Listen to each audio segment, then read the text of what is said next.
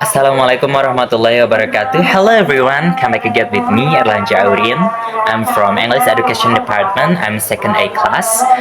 With student number 1232000040003 and 5. And this opportunity, I wanted to interpret one of videos from TED with the title is Why is Rice So Popular by Caroline Beans. So without any further ado, let's begin to the interpret video.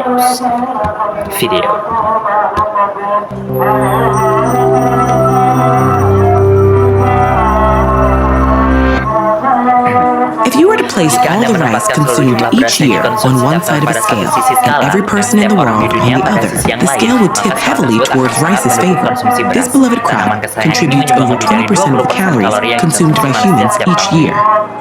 Korean bibimbap, Nigerian jollof, Indian biryani, Spanish paella, and countless other culinary masterpieces all began with rice. So how did this humble grain end up in so many cuisines? The roots of rice go back thousands of years to when early farmers in Asia, Africa, and South America each independently domesticated the crop.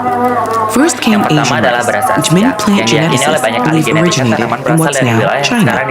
Over 10,000 years ago, nomadic hunters in the region began gathering and eating seeds from a weedy grass.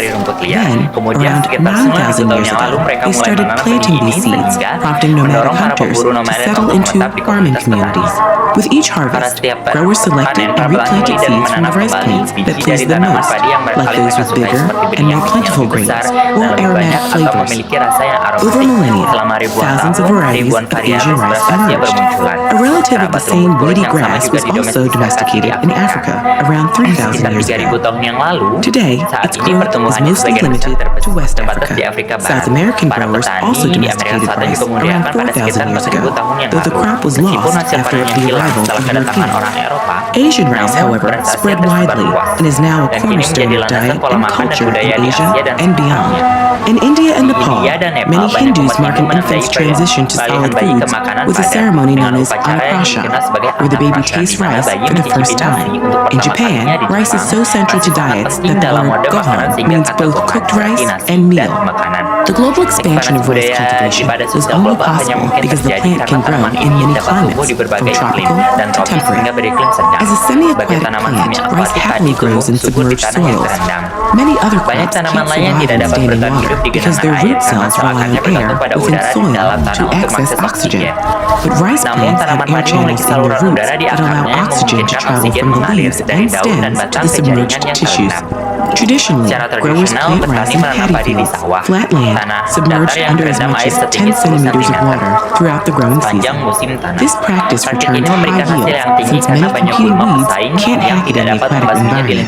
But the technique is also water intensive.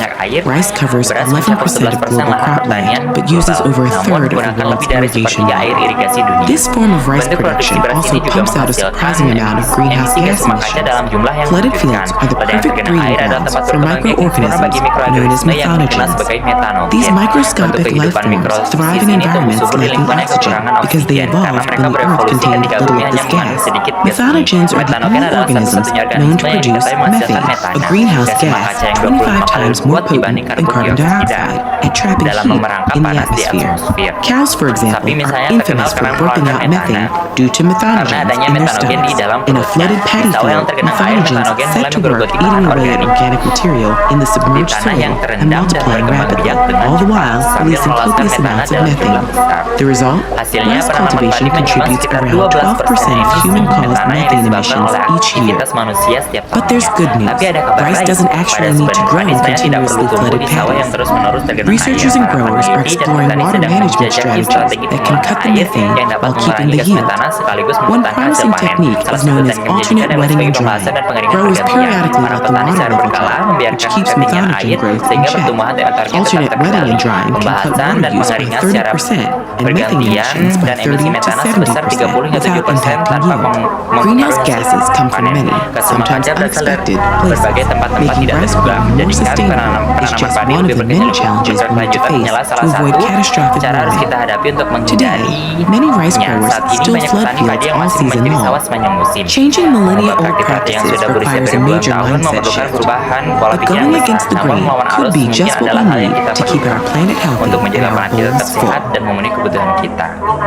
Want to know what you and your community can do Okay, right maybe that's now to my help cut interpret. greenhouse Sorry gas if there is emissions? a Visit wrong meaning. ed.ted.com/earthschool I already to check out our tried action to guide. Find out what role you can play, or And then watch this video to learn about the pros and exercise cons of this tree planting.